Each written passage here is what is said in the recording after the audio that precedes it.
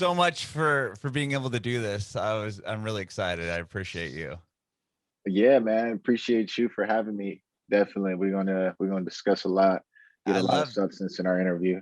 I love it, man. I love it. Thank you again so much. I'd love to just deep dive into your career because, man, you've achieved so much. I mean, the streams you have, the following you have. I'm just so curious to hear about your journey, man.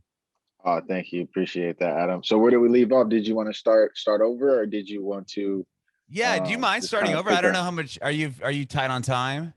Yeah, no, I'm good. I'm good. I'm Oh, good. We okay. got time. Cool, cool. I we didn't got want to we, like if you had other, if this is just squeezing it in, we'd pick it up. But if you have a little bit of time, I'd love to just start from the top. yeah, well, I got time today. So basically, I started taking music seriously like in 2016. Well, do you mind if we rewind quite a bit? Yeah, yeah, yeah, I'd love to take yeah. it from the top. I mean, tell me, you were originally you're born and raised in LA, right? Right, right. Born Tell and me raised in about Los yeah. Angeles. Tell me about your early childhood. How'd you get into music? Just early on, basically music was always in my household.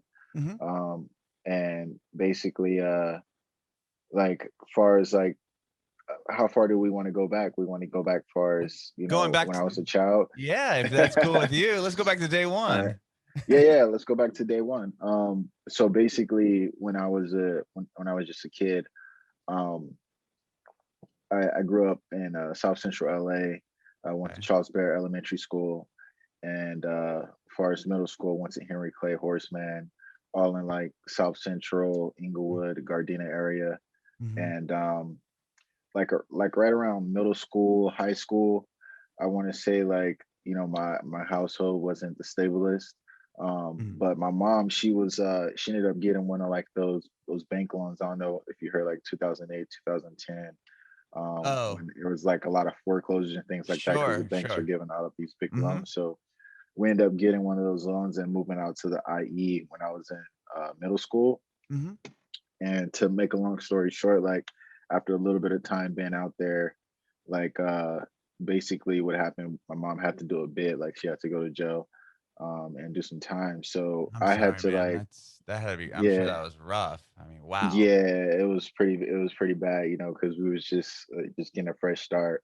Hmm. Um, but so I ended up going back to like Compton to sell my auntie for a bit.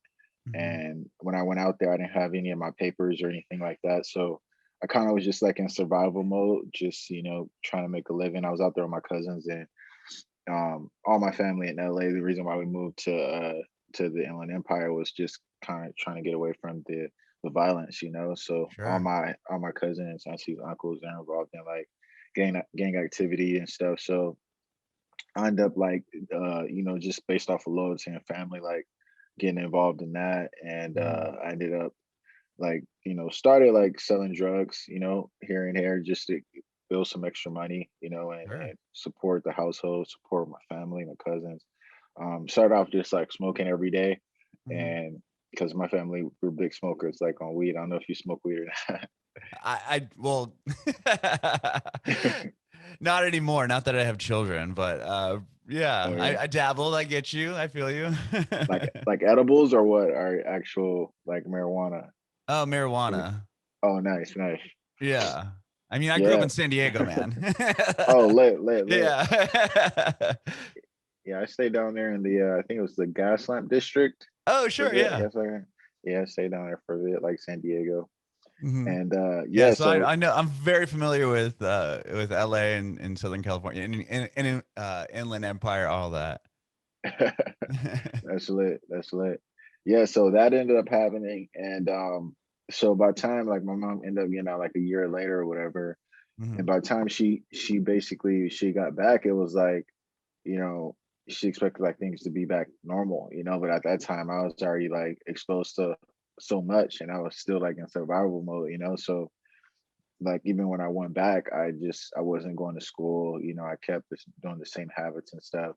And I was Hmm. like new neighborhoods we were staying in. So we had like cops patrolling and stuff. And they noticed Sure. like I was the kid always like at the park during school hours and shit. So started messing with me, started picking me up and stuff. And Uh-huh. um basically like one day they ended up picking me up. You know, they found some weed or whatever, Mhm. and they tried to get me on possession and stuff. And when I went in, they were like, you know, pretty much nobody wants to claim you, you know, so we're gonna have to take you to a halfway house, you know. So I got put Oh on my probation, gosh. got put in this halfway house, and like, you know, by the time I was like 15, 14, 15, you know, something like that. Uh-huh.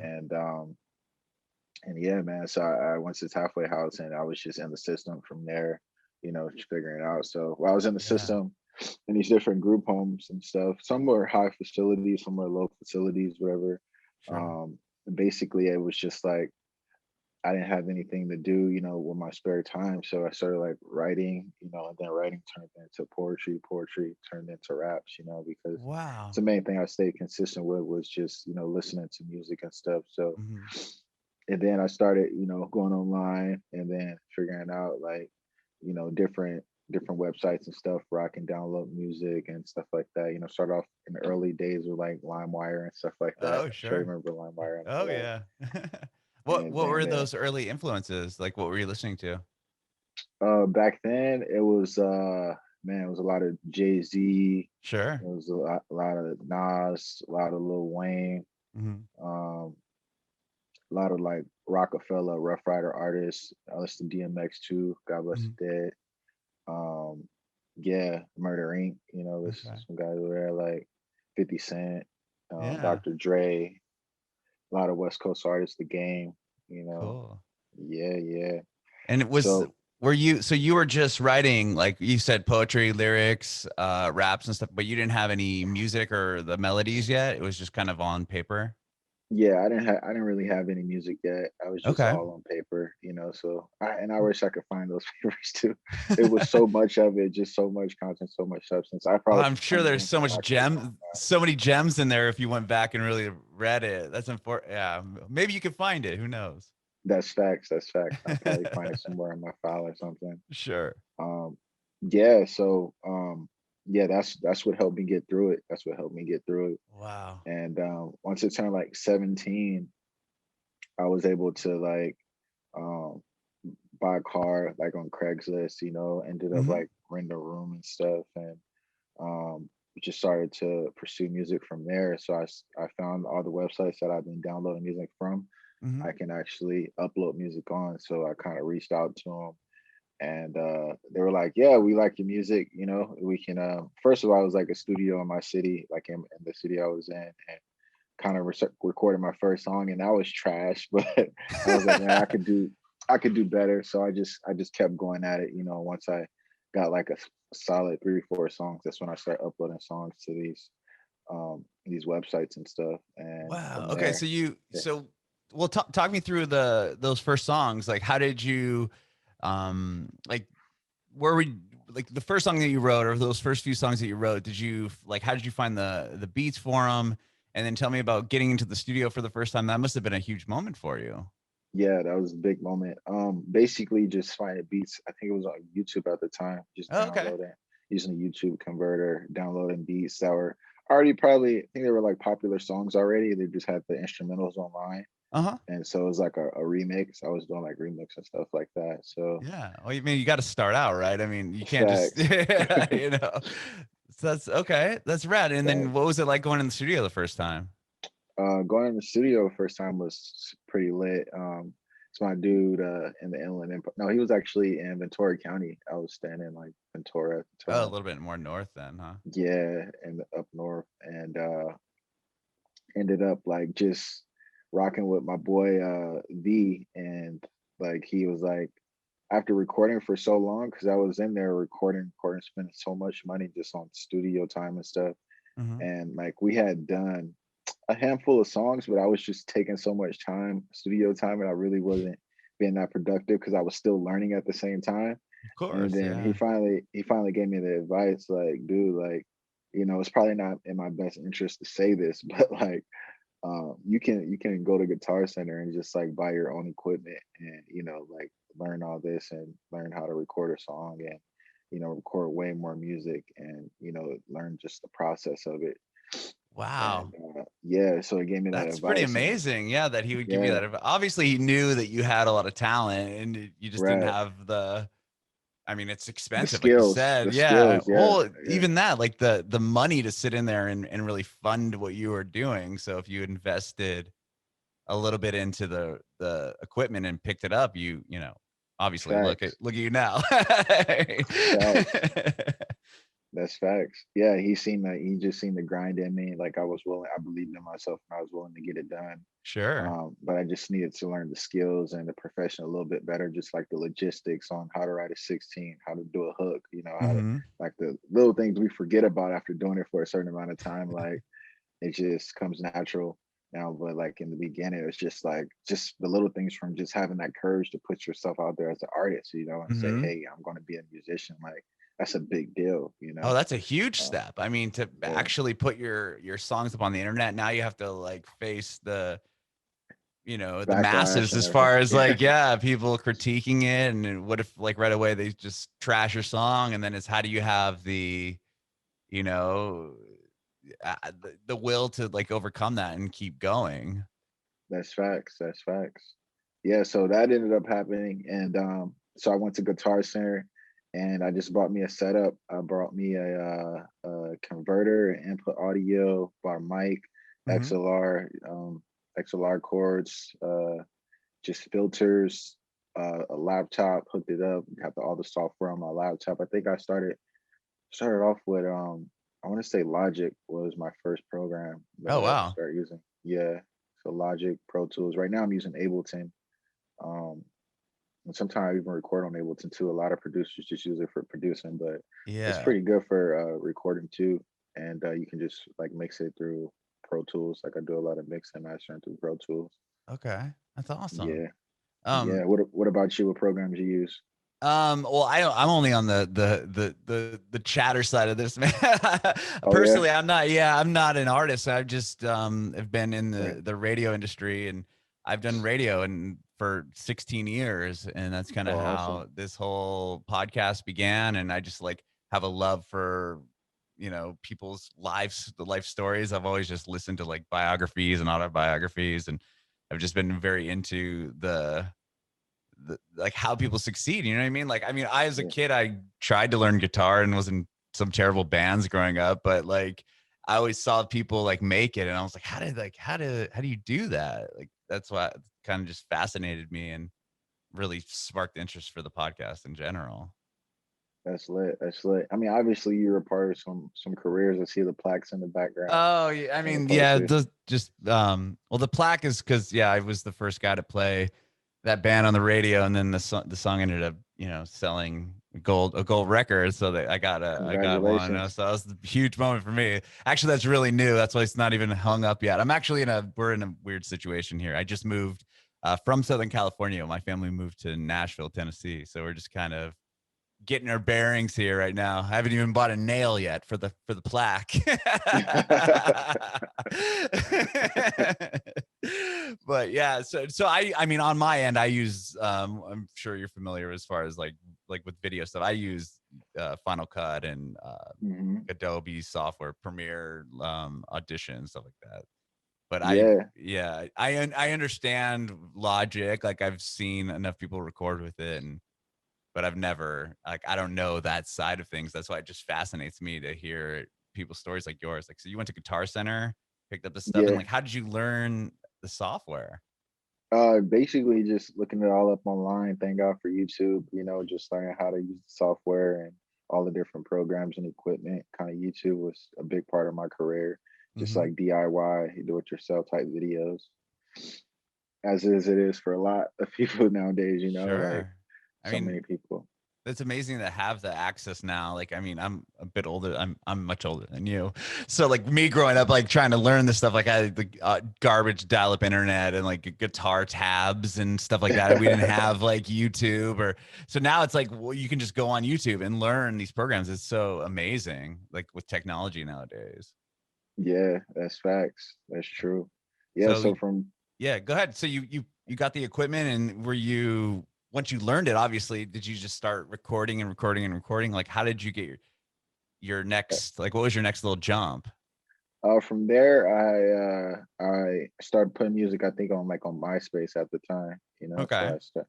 this was like towards the end of MySpace when it was dying out. You know, it wasn't much. It was probably like a couple years later, it just was dead. And I was It was pissed gone. because I just started like going viral on MySpace. I was getting like millions of streams, and then it just everybody moved Wow. on. You know, I think it was Facebook. Everybody moved on to. Right, right. Well, with Yeah, like with MySpace, how did you like? Was there a song that went viral on there, or yeah. like what was the start for you? So basically, I had this like coder. He ended up doing my whole page up, and he added the MP3 right there and everything. So I started uploading the music on the embedded MP3 on Hmm. MySpace, and like it's the songs. My profile was already pretty popular. Like I was getting a pretty good amount of like weekly visitors and stuff, Hmm. and it just started kind of blowing up after people started listening to my. I think when they were searching songs, my songs would pop up because a lot of these were cover songs, like remixes, you know. So some of the most Oh, popular songs I was like remixing, and then I started to like build some traction from there. okay. And yeah, it just started to pick up, and MySpace just kind of like died. I was like, damn, I could have been like the next Soldier Boy or something, you know. I could have had that crank that. Sure. Yeah, Okay. So, yeah, well, from there, I mean, you've released a handful of projects. What was like the first? You talked to me earlier or off air about some mixtapes you put together early on, and how you yeah, really started getting into music because a buddy of yours passed away. Like, yeah. how did that all kind Well, of start? um, so then I went to like I was like, man, I need to really build like a team, you know, get some people around me who have the same interests, because at the time and like Ventura wasn't many artists, you know, that was out Hmm. there like that. Hmm. Um, I did meet Kyle. I met Anderson Pack. I had my boy Wow. Magnum PI. Like we all came up together. We all knew each other Really? before the fame. Yeah, Wow. actually. Do you know Anderson Pack and Kyle and those guys, Yeah, man? I do. I love Anderson Paak. He's so sick. Yeah, man. So I had a guy at the time.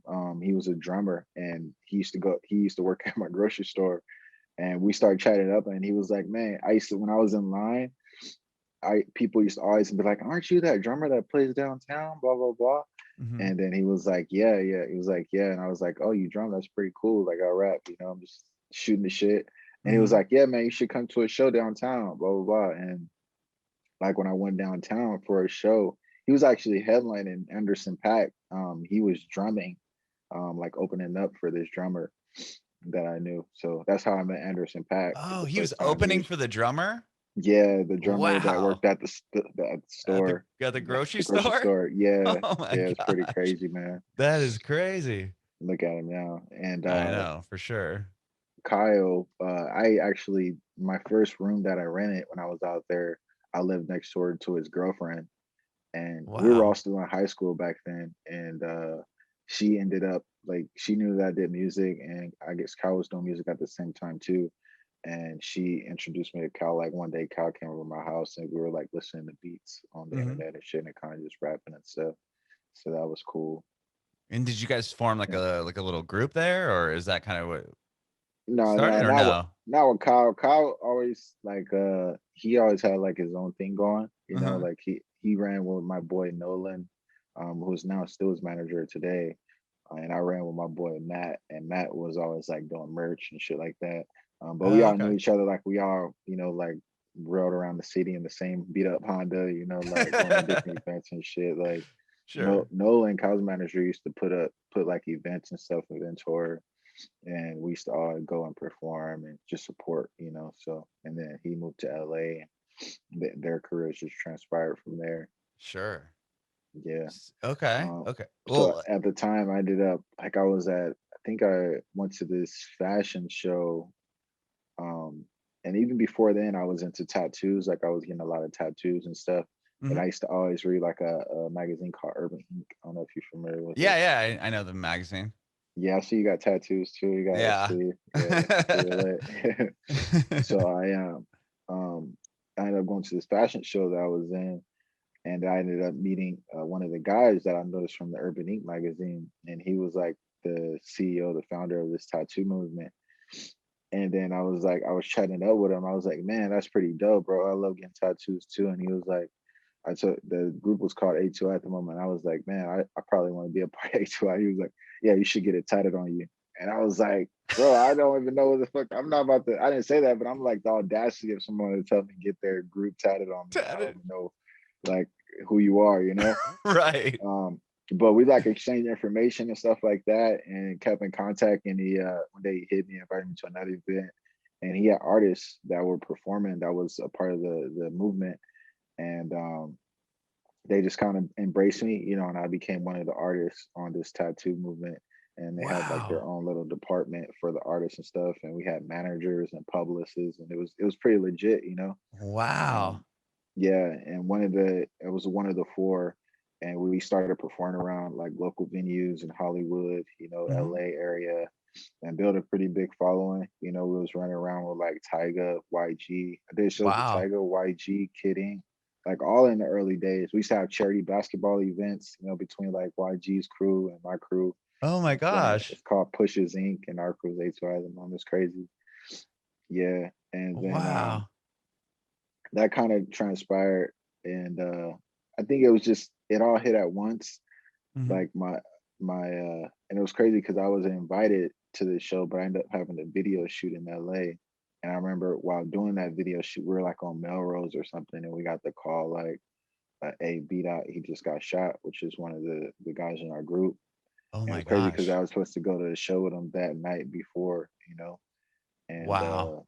yeah, man, so just dropped everything, you know, checked up on him. And at the time, like I didn't really have friends and stuff like who were getting shot and got into violence. So Right. I mean, I oh didn't my think he was gonna gosh. die. You know, when you hear something like that, you're just like, oh, he got shot. That's crazy. You know, let's go check up on him, whatever. But you don't think like the worst of the worst is going to happen. You know, you just think like, you Hmm. know, they got eat a Oh, bullet and move they'll on. You take it know, out and yeah, fix him yeah, up and he'll be good to go. yeah, and Oh my gosh, he man. ended up dying. You know, and then so I remember like at his memorial, which I'm reading the obituary, which was huge, by the way. You know, so many people showed up, just Uh-huh. like blessings to Kevin.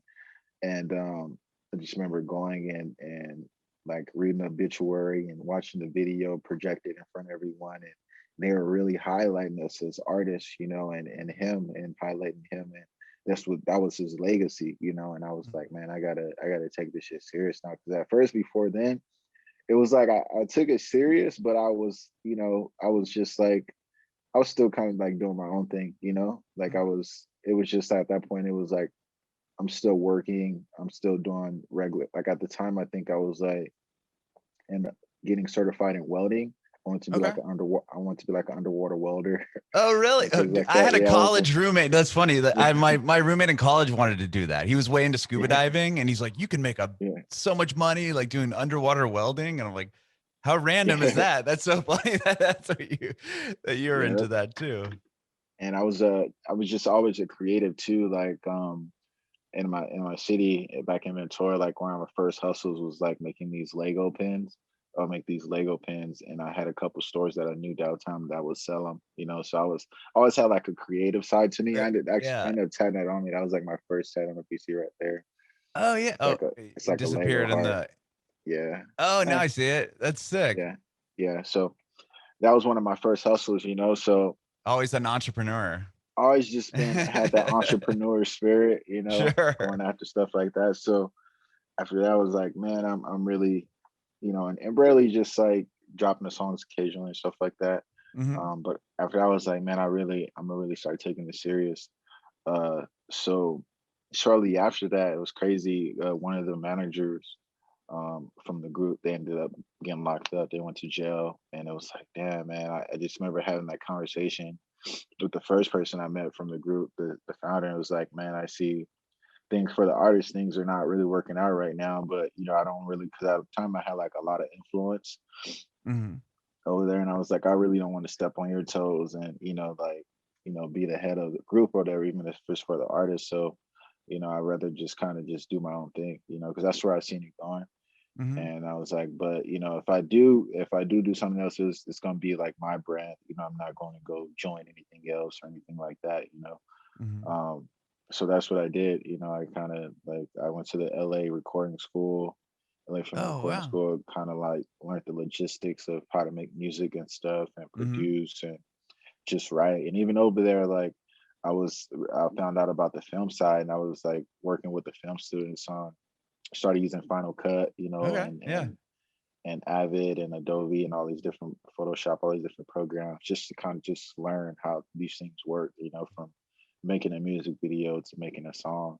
Hmm. Um, Which you and that kind of led to need other, now, right? I mean, yeah, like to really start, I feel like you have to have that like DIY, like know kind of like have an understanding of like every aspect of the industry, right? I mean, that's true. it's not Yeah, like nowadays just because it, there is so much content out there. I feel like you kind of have to know how to make a video, or you're definitely, you know, leveraging up quite a bit if you know how to do all the aspects of the industry.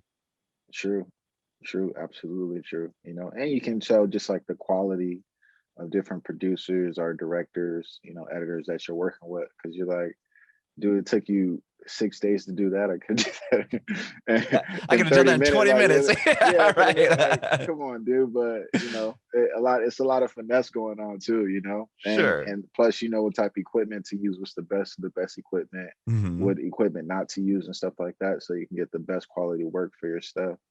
You know, so did like I think it was like an 18-month program, like a year and a half, Wow. and got certified. The best thing they did for me, like they gave us MacBooks, and they had all the programs on there. They had the all the Adobe, all the Final Oh, Cuts, and everything yeah. on there. So, and it was just we used the streets of LA at our disposal because the school was like right on Sunset and Gower. Oh, And I was rad. Wow. Okay. yeah, man, yeah. So you had a So computer and you had access to the equipment and you were able to just kind of run with it. right, right. So that's when I would really start doing like a crazy mixtape series. Ended up like dropping like 5 or 6 mixtapes and putting them on websites like How New Hip Hop, Dat Piff, All Hip Hop, like Hmm. all these different music websites. And I noticed like after a while, like I started going to these websites and they started having the SoundCloud link embedded in, and I was like, man, what is this SoundCloud thing? And you know, that transpired into like them only having SoundCloud links embedded. And so eventually I ended up having to get a SoundCloud. And I realized like with SoundCloud, you do everything yourself. You know, you Hmm. upload the song to your SoundCloud, you build a following on there. You know, it's just totally different to where I'm used to working things. And, you know, during the ads, even back then, they were promoting how to get distribution, you know, how to be on Spotify, Apple Music, iTunes, and stuff like that.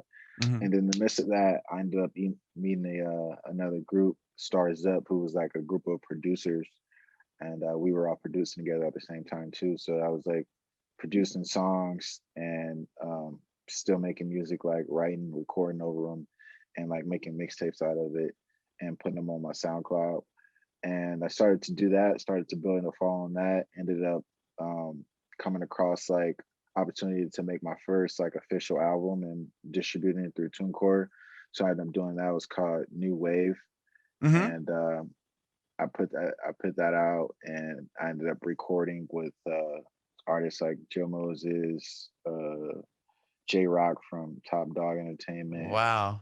At the time in LA, it was a lot of popping artists too, Hmm. like New Boys, um, Cold Flames, like so many artists that were out back then, even like on the radio and like signed to major labels, and I just had Hmm. pull with them, you know, through family and stuff like that. And so they would Wow. connect me with these different artists because they believed in what I was doing. So Hmm. they connect me with like mainstream artists and stuff. And so when I put this tape out, it caught a lot of traction.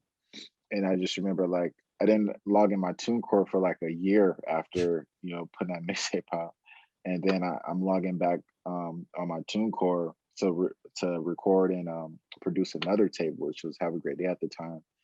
And I was getting ready to put that out, and I noticed like far as my royalties, I'm being like 16 grand or something, like 16 to like 1600, Wow. 200 or 16,000. something. Yeah, 200 and Wow. something. From Yeah, that it was first crazy tape that you didn't from even that first. realize that you had?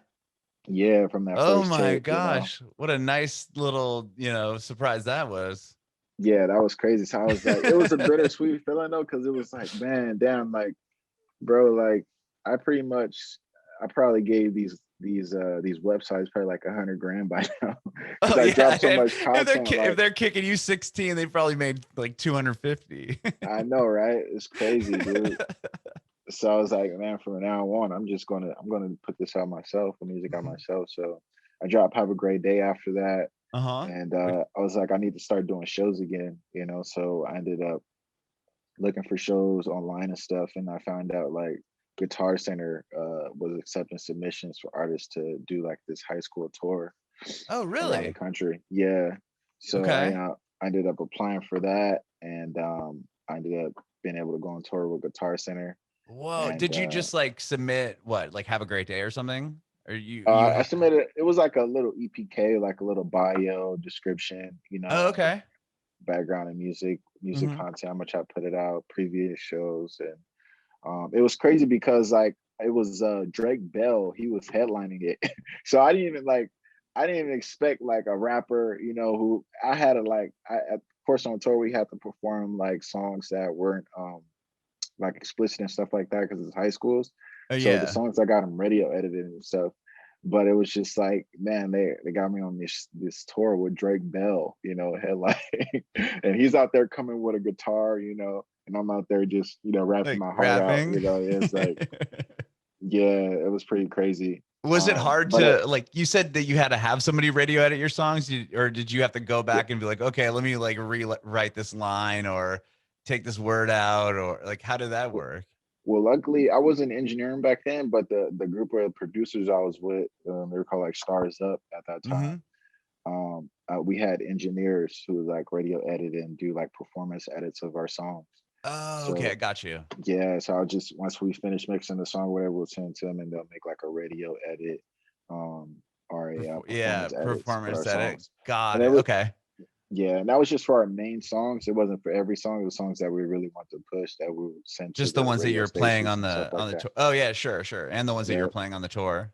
on the tours. Yeah. How far did So you guys go? Like, I mean, that's a pretty we rad like thing to be a part of. I mean, with Guitar Center is obviously a big brand name, and then you're going to high right. schools, which is a bunch of you're getting exposed or your music's getting exposed to like so many people all at one time, like a built-in Oh yeah. audience. Oh yeah, it was like on the West Coast. We went to it was everywhere in California from San Francisco down Mhm. to LA. Went to Arizona. Went to what was it Oregon? Went to Oregon, like Wow. Did Portland, you skip my Oregon, hometown, San Diego? San Diego. Yeah, I think we went to San Diego Oh, too. We went I to was San just Diego. kidding. Yeah, yeah. Everywhere in California, it was Yeah. multiple dates, multiple schools. That's so rad. Yeah. Were you getting like a lot of, I'm sure at that point, not only were you probably getting feedback and kind of feeling out like crowds and being playing in front of big audiences because like, schools are huge, obviously high schools, but like were Yeah. you seeing a lot of traction on like your social media and like were you gaining a lot of followers or anything like that? Yeah, it was definitely helpful, as far as in regards to that, but more than anything, I think it really helped my stage performance even back then. Hmm. Okay. Um, so yeah, it was gaining I forgot even what social medias I had back then. I think Oh. I had like a Twitter. Oh, I don't know sure. if I still had my MySpace back then. But yeah, I remember like every now and then I would get tweets, you know, after my show, like kids were posting it and stuff and That's you know, cool. saying, "Oh, I love him, and I can't wait till he comes to my school," and blah blah blah. You know, Hmm. so that was cool, and that was my first time really performing in front of youth too. Before then, it was like I was like this 17-year-old kid, and they were letting me in clubs because I was with this group, you know, and they were all Hmm. like older and stuff. Like that was the youngest one, and they would let me in these clubs to perform, like big clubs in Hollywood. I don't know if you remember Wow. like Club Crest and all these Uh-huh. clubs on Hollywood Boulevard and stuff. It was crazy. So Wow. I was actually underage doing club performances. 17 playing at these huge Yeah. clubs. That's that's Yeah. dope. Yeah. It was pretty crazy, man. That was yeah. Wow. So Yeah. you do So this high school tour with Guitar Center. You said you had Have a Great Day out at that point? I think I had New Wave out at that Just New point. Wave. Okay. Yeah, New Wave. I was getting ready to put out Have a Great Day. Um so yeah, I was performing this and I had a song called Put the City On and a couple other songs that I was performing like New Wave Hmm. and just some like turned up songs I was performing on the tour. Then I got back, and then that's when I was getting ready to put out Have a Great Day, and I found out about the another tour called Classified that was doing shows in LA as well, just all around LA at different high schools. We went to Mm-hmm. like 20, 30 different high schools. At the time I Wow. was, yeah, man, I was pretty dope. And I went on tour with some dope like LA artists from like Eric Bellinger, AV, Joe Moses came out for some dates. Mm-hmm. A few artists, um, Anthony Lewis, my boy to this day. And yeah, we ended up going to every school in LA from Compton to Westchester to, Gardena, Inglewood. It's crazy. Even some schools like we'll go to and just a riot will break out, during lunch and we Oh couldn't even my, perform. I was like, oh shit, this is crazy. oh my God. Yeah, that was pretty crazy. But we were Wow. determined to get every date done on that tour. And we did. And Wow. around that same time, I dropped "Have a Great Day," and Okay. I got some good traction on that. Mm-hmm. Um, remember just going through like a breakup with my girl at the same time, and she ended up moving out, and she moved back with she moved out of state in her hometown or whatever. Mm-hmm. And so I was looking for a roommate online, and I was like, you know what? If I get a roommate, it's just not going to be anybody. I want to be someone who's willing to like work and be hungry and grind with me, who wants to be entertainment. Oh, So I okay. I posted an ad like, hey, a free place for video directors. so I had this young kid move in. He was like around the same age as me. He was like 18, just graduated high school, and he wanted to be a film director. And he had like a VH cam and all these like cameras and stuff. Mm-hmm. And like 2, 3 weeks in, he kind of found out what I did. We had conversations about it, and he was like, "Yeah, man, outside of school, like I want to be able to shoot videos and stuff with you." Mm-hmm. So he was just like my film director, and we would do these tours around LA, and he was filming all of them in VHS and stuff like that, which was pretty cool. Rad. Yeah, shout out Merrick Delgado, my boy. He lives in Coachella Valley. He's like in Oh, does he? Coachella now. Yeah, it's my dog. Yeah, man. So that was happening, and we this was like before visualizers were even popular. You familiar with visualizer now? When the artist put out an album and they put like visualizer, and it's just the artist kind of doing random stuff, but he's not actually rapping the lyrics, but it's kind of like a music video. Oh, yeah, yeah, yeah. Yeah. But They'll they like like show up in the background, like on Spotify and stuff when you're playing a right, song. right, Got it. visualize. So we were shooting visualizers and putting them on YouTube before they were even called like visualizers, before Oh, they were popular, really? yeah. And I Wow. remember just like getting backlash, like, why is he rapping the lyrics? Like, is he crazy? Is he on the spectrum or something? Like Yeah, right. getting all these comments, and it's just like, we were just ahead of our time, just like Mm-hmm. being young and creative, stuff like that. And yeah, so we put out "Have a Great Day," got some traction from that. And after that high school tour, we ended up linking with some promoters on this tour called the Lit Tour. Mm-hmm. And I ended up being on going tour with like a couple rappers and some singers too, like some R&B singers. And I was just like on the West Coast from like it was like from like Seattle down to Texas, on the West Coast. And that was Mm-hmm. like my first big theater tour. Before then I was doing dates. Like I did some, like I mentioned, like I opened for like YG and Kid Ink. Like we were getting shows at like convention centers and stuff like that. Uh-huh. But it was never through like solid promoters, through like, AEG and Live Nation and stuff like that. Uh-huh. So these were actual shows. So I was like, that was my first time experiencing. I was like, man, I gotta, like, I really want to stay in these theaters. I'm really enjoying performing and stuff like that. So I dropped "Have a Great Day," and then I ended up meeting some promoters and stuff that were working for these companies that were able to give me some dates on like DJ Mustard and Juicy J tour, like Wow. selective dates. It was San Diego was on both of them actually. Really? Yeah, it was the Observatory, Oh, and Observatory North Park. Yeah, That's a dope yeah, venue. yeah. Okay. Ended up doing that, and did like the Novo and Santa Ana Observatory too. Uh-huh. And that was for both of their tours, so I ended up opening them in Arizona. I think it was like Arizona and Sacramento as well. But I ended up opening up for some big, mainstream Wow. artists, Yeah.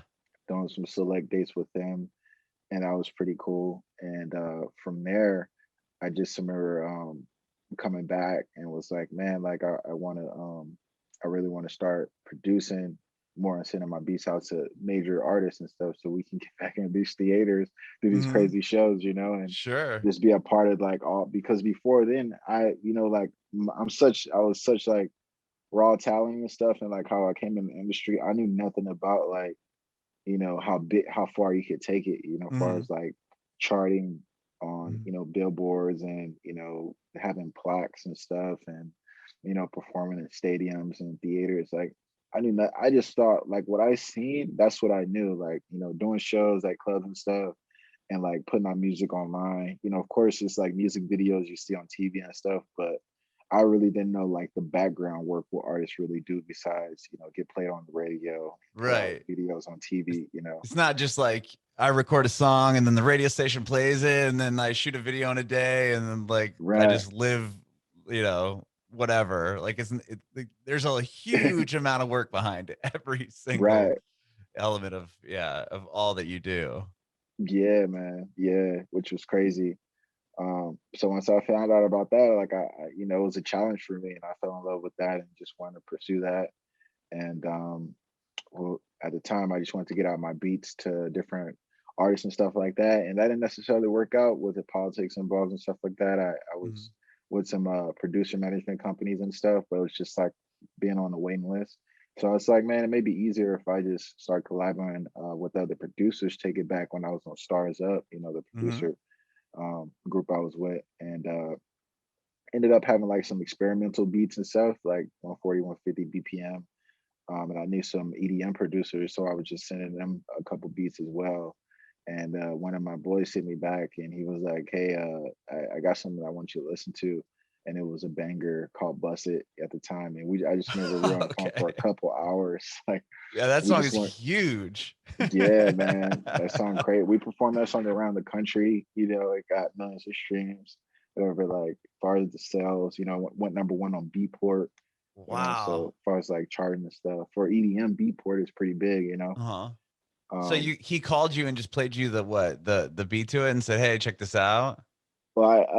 so for that song, I sent like three, four different songs, but that song in particular, I produced it already, and I just had some vocals like a hook for it, like piece of a hook, and I just kind of sent it out with some other beats, and he added a drop to it.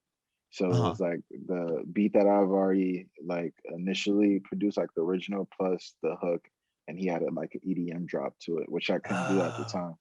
Yeah, and so when he sent it back, I was like, "Damn, man! I finally got like an official EDM song with a drop and everything. This is crazy." He was like, "Yeah, we can put it out. Just like, I got to pretty much I had to sign to a label because he couldn't put out any music without it being on this label because he had like exclusive contract at the time.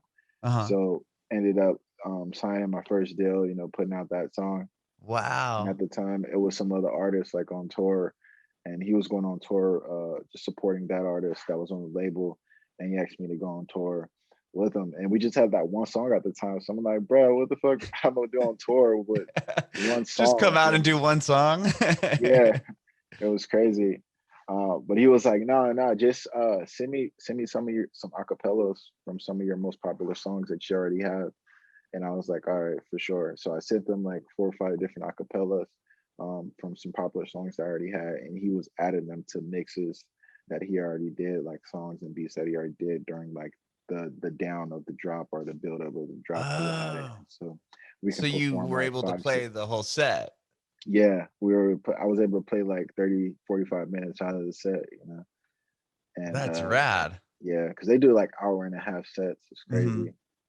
But Um, instead of doing one song, you were able to play like do a whole, set of music on the right, tour. right. I did a whole show. Yeah, like 5 6 songs, good 20 30 minutes. That would come Wow. out, Hmm.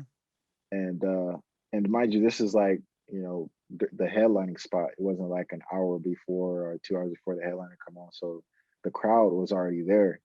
Every night when I would come out, which was cool. That's Um, awesome. and so we did that, and I remember we got off tour and we just was making some more. He had an EP that he had to put out time, so we ended up making some more songs together.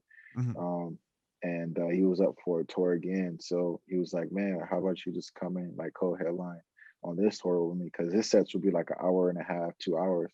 So I Mhm. just come out for like 30, 45 minutes, during the set, and I'll DJ, play some songs, perform.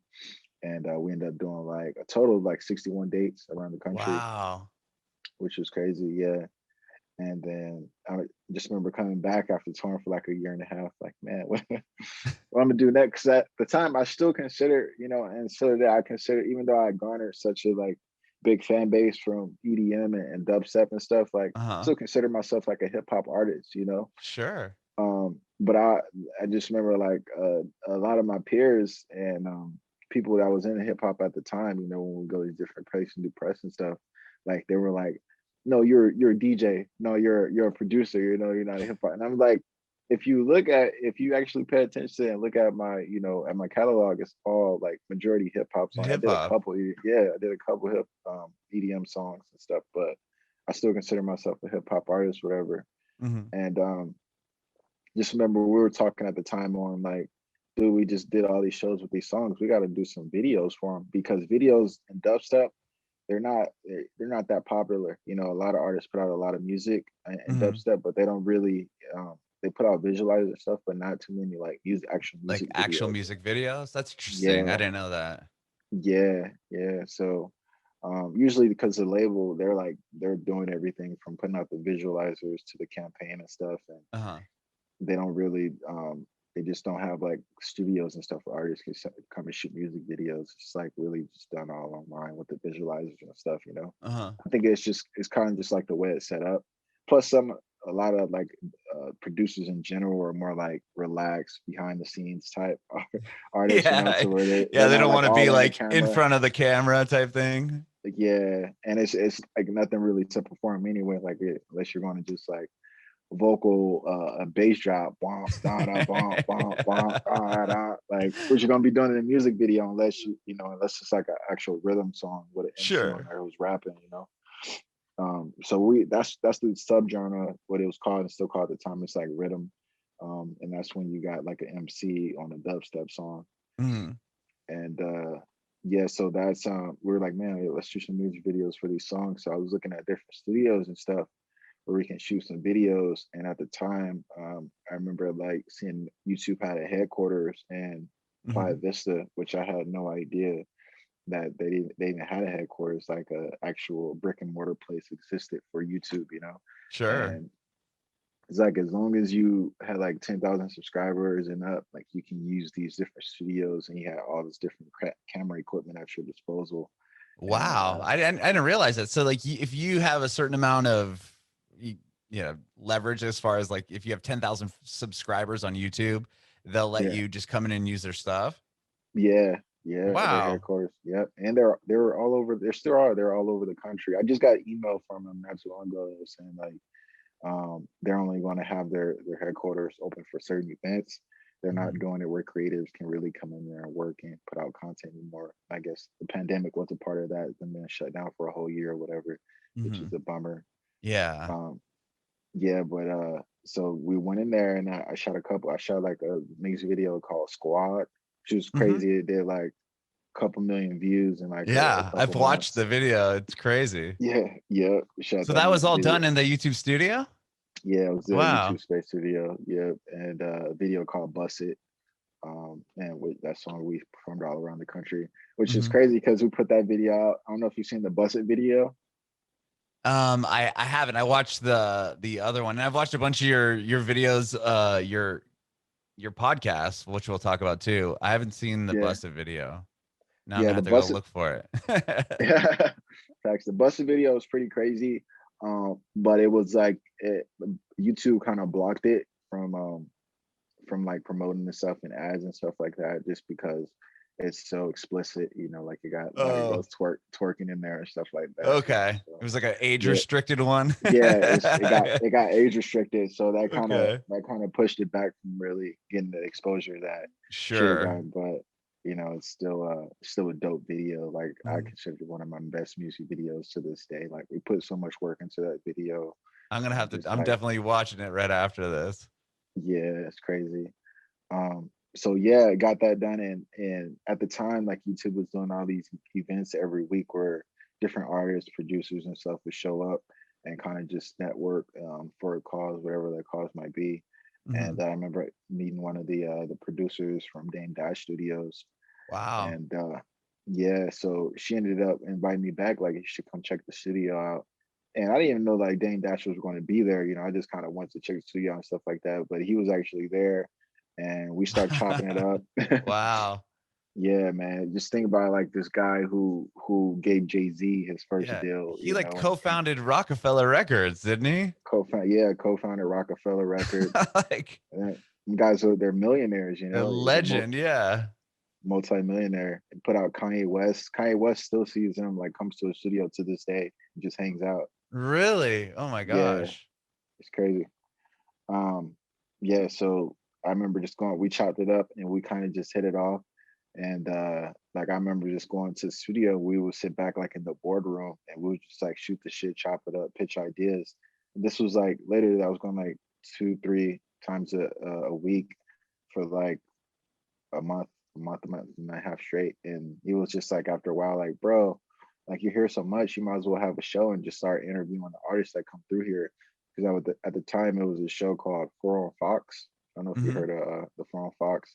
It had Uh-uh. hosts like DJ Khaled, P Diddy, Oh Fergie, wow. had all these hosts. It was Like like American. It was go ahead. legit. It was on Fox TV, like Fox Okay. the network. Uh-huh. Um, but it was like American Idol type show, you know. Okay.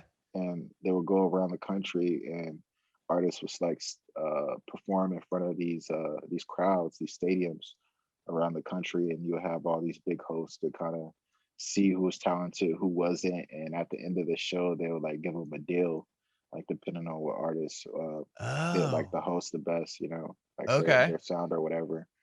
um so yeah, that ended up happening. So all these artists that was on TV, that was on Fox and performing on these shows, um, they started coming to the studio, and we just started like interviewing them, um, and that's how it started. I started interviewing them. From there, I started like calling some friends up, and from dubstep or just music and different music in general. I started interviewing them as well, and yeah, we did that, and I wrapped the first season up within like man, like 2, 3 months. Like I was already done with the first Oh, season. wow. And that's so Crazy. this is the Leo Black show. Yeah, this is Leo Okay. Black show. Yep. Wow. So So that's how yeah, it all started. Wow, yeah, that's crazy. yeah, yeah. Oh So my gosh. we did like a licensing deal. Saw my first big check from a television studio, which was cool. That's Yeah, awesome, man. Congratulations. yeah, yeah. And then after that, the damn pandemic happened, and we had to close the studio Oh, down. okay. So Yeah, you shot that whole first season before the pandemic hit? yeah, yeah. Oh man. Okay, so then the pandemic hits and then you're stuck inside and then what do you start So going back to writing music? Because I know you released uh, two records this year, which is yeah. So I was like, wild. yep. So I was like, I was I was watching this show. You watch Netflix? Uh-huh. There's a show called How to Get Away with Murder with Oh Viola yeah. Davis. I love that show. My wife and I are Yeah, hooked. We watched all of them all the way through. yeah, man. So I was like, I noticed like through the midst of everything, towards like the end of the season, how she went away and she went to like a sober living or whatever, Uh-huh. for just in the midst of all the everything that she was going through and stuff. Sure. And me, I still had like I always tell myself like, man, just for self-care, like I gotta because I brought all these habits off of tour with me after touring for so long, a year and a half. Mhm. I was like, man, I just need to really start taking care of myself, as far as just like health, eating, just in Mhm. general, just go through a cleanse. So I feel like it was the perfect time, for me just to do some self-care and stuff like that. So when that happened, I kind of just dropped everything and I went to Santa Barbara. I lived in Santa Barbara for a year. I was in like a sober living, type of Really? situation. Yeah, Okay. yeah. I mean, I'm to be honest, I'm 4 years sober. Oh, Congratulations, man. that's what's up, bro. That's Yeah, what's up. Congratulations, man. And that's for so me, it cool. wasn't necessarily about drugs or alcohol, and it could be anything It from the was way just you eat to lifestyle. just like lifestyle, Uh-huh. So Wow. yeah, and while I was there, like I had a lot of time to like produce hella beats. I was making hella beats, and not necessarily recording, but just producing a lot of songs. And I started the second season of the Leo Black Show, which is like the virtual edition. What you see now is just my Mm-hmm. background, like you see, and just me interviewing different artists, which is crazy. We interview like artists like Soulja Boy, Uh-huh. Justina Valentine, um, and Trina from 305 Miami, Susie, um, yeah, Cooper Phillip. I just put out an interview with her. So crazy interviews we already released already. Yeah, you just put the And Cooper Phillip one out like yesterday, right? Or the day before yesterday? yep, yep. She's super talented. She's like this Russian chick, that just kind of just like paved her way in the Mm-hmm. States, wanted to be an artist and pursued her dream. Started like singing like in bars and stuff. Her story really reminds me of what's her name? Lady Gaga, because Lady Gaga started like performing in like these hole in the wall venues, and had like Yeah, residencies there in Hollywood and stuff, and kind of just built it up from there. sure. Um, but it's just so fun, like you say, it's fun like to talk to artists and hear the different stories and what backgrounds and Mm-hmm. where they come from and how they made it, I how they love made it that. to where they're all today. So Yeah. I enjoy that too. Specifically, like you notice, like this is crazy, a crazy thing. At Dame Dash Studios, like he only worked with women. Like he only allowed women to work for him, Oh, which is really? yeah, he didn't have like many guys on the payroll, like everybody that from his assistants to like the How funny. co-founder of studio, like it was Yeah, all women. that's cool And though.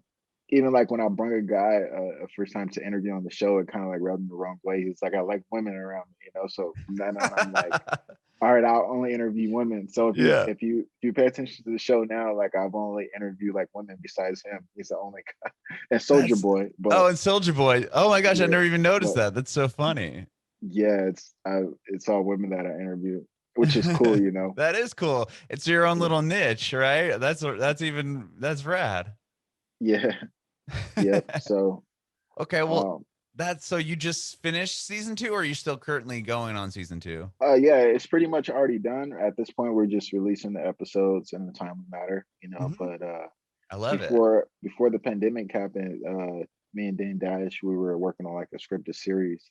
So hopefully we can finish that up and put that out as well. And I put out two projects, a project called Four Vibes, Hmm. that I produced this year, and a project called Iron Boomin'. And Hmm. those pretty big, pretty dope projects. Both Oh got yeah. like Tell millions me of a little bit streams about those. Were for those done like throughout the pandemic, or like when did you start working on those projects? Yeah, well, Four Vibes, I did that during the pandemic was when I produced all of the tracks, Hmm. and then I ended up recording them like this year. So like Oh wow. 2020, 2021 was the So it's process for really that. real new.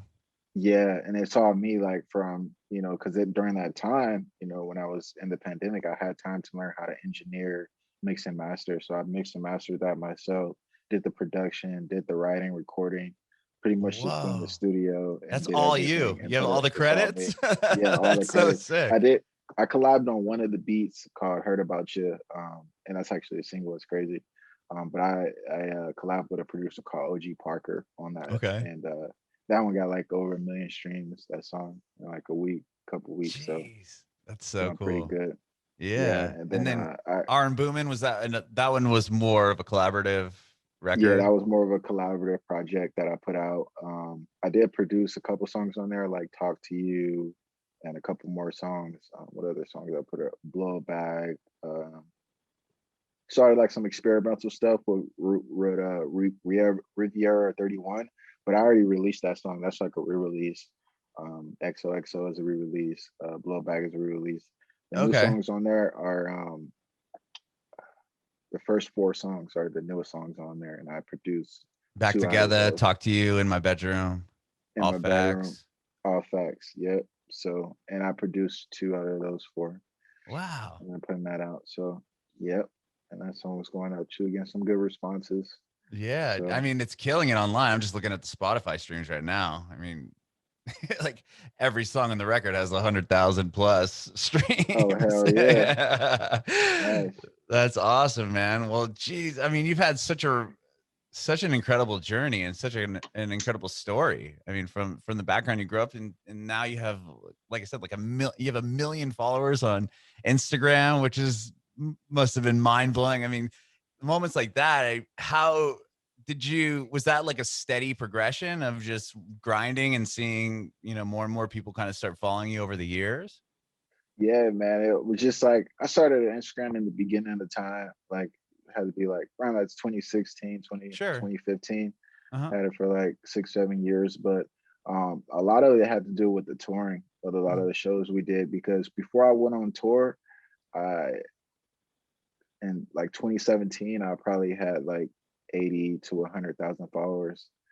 Um, So and that's still then a like when I lot, went on man. tour, like yeah, I remember like every show just like networking with the video director because I learned over time after doing shows like you can have the most lit show ever, but if you don't document it, no one will ever like know it, like your Hmm. show, your performance. So like I made sure of it like somehow, some way, every show I did, or most of the shows we did in the major cities, like we got footage for it, because I remember like doing some of my first like big shows, even when I was on tour with like Mustard and Juicy J, like just going out there and performing and the crowd just going crazy. And then the next day I'm like, damn, my shit about to be blowing up. And then I log on and there's like nothing. And I'm like, why nobody like talking Oh. about the show from yesterday? And it's just because it wasn't documented. I didn't have anyone recording it. So Uh-huh. our people were recording. You would see people in the crowd with their phones up and the lights, but no one would be posting it and tag you in it. It was like, what happened to all those videos? Mhm. Um, it was like, what happened to all those videos, that people recording on their phones? So Sure. yeah, so I was make sure like I come with, I try to come with my own video director or either talk network with the one there that's already at the show for the footage and like give them my ad and stuff. So we able to kind of just monetize this and document it. I And then love it. from there, it was just like people that went to that show would be able to track who I was, and people that wasn't, at the show would be able to see and want to come to a show. So Right. after Well, doing that for like a year and a half, like it boosted my social following got to like I got up to over like 600,000, 700,000 followers like mid 20, I say first quarter 2020. that's so Um, cool. and then after like doing the Leo Black show and putting out episodes through that, doing more press and Just stuff, kept hit me blowing got up. me to 1 million. Yeah. It's Wow, steady man. grind. You steady Yeah. grind. Well, It took some years. You see but artists still, what nowadays, a it's like on TikTok and stuff, like these content creators are getting 1 million followers in like a week. You like, what the hell? yeah. How does that happen? It's crazy. Right. But it's But I like mean, to get 1 million followers, the 1 million people that pay attention to you. I mean, not only that, but the amount of streams and everything else, all the success you've had, man. Like, congratulations. Like, well deserved. Like, appreciate you're, that, Evan. yeah, you're quite the talent. And I appreciate you talking and hanging out with me for so long, man. Hell yeah, hell yeah. Just I go ahead, No, go ahead. go ahead. What you're going to say? I was just gonna say I really appreciate it. I have one more question for you if you have What's up? time. I want What's to know up? if you have any advice for aspiring artists. Crack the code. Crack the code. That was the best advice that was given to me. You got to be able to crack the code. And I feel like what's cracking the code is consistency. Just don't stop. Just constantly, work on your craft and constantly evolve. You got to be able to reinvent yourself and you know, um, just keep going. Just keep going. Don't stop. Bringing it backward.